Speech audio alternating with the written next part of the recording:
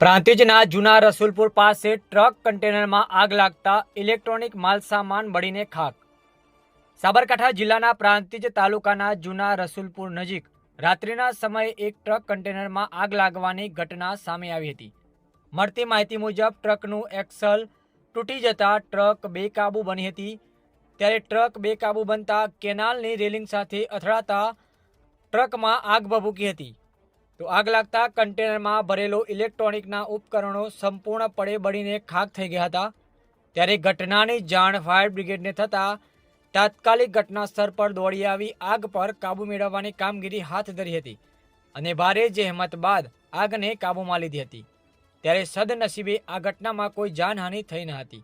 આગ લાગતા આર્થિક નુકસાન થયું હોવાનું જાણવા મળ્યું હતું। અહેવાલ અલ્પેશ નાયક।